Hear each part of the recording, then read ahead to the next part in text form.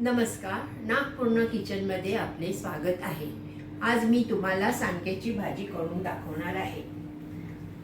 त्याच्यासाठी लागणारे साहित्य: लसूण, कांदा, हिरवी मिरची, कोथिंबीर, हे अखंड सांडगे, मीठ आणि घालण्यासाठी हळद।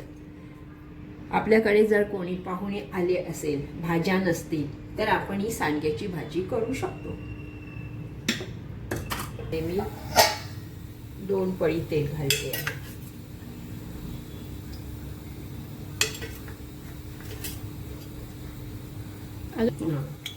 तेल तापले, आता त्यामध्ये मी लसूण, हिरवी मिरची,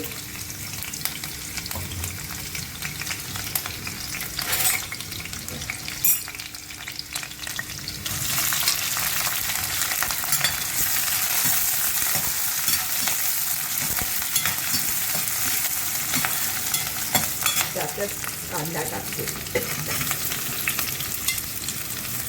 भाजून झाल्या मिरच्याही चांगल्या तेलामध्ये परतल्या आहेत। त्यामध्ये मी मीठ,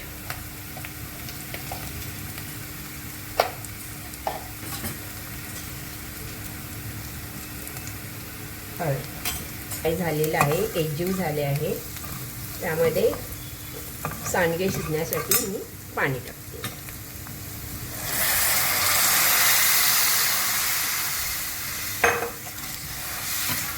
कोथिंबीर टाकते।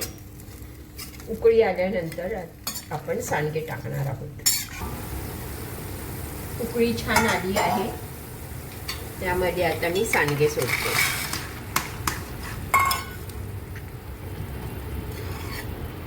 पाणी आटेपर्यंत आपल्याला ती शिजवून घ्यायची आहे। हे बघा, पाणी संपूर्ण आटले आहे आणि ते शिजण्यात आहे। जर तुम्हाला वाटलं की हे शिजले नाही आहे, तर तुम्ही त्यामध्ये थोडंसं गरम पाणी घालून अजून शिजवू शकता। सर्व करून घेऊया। आता गेले आहे।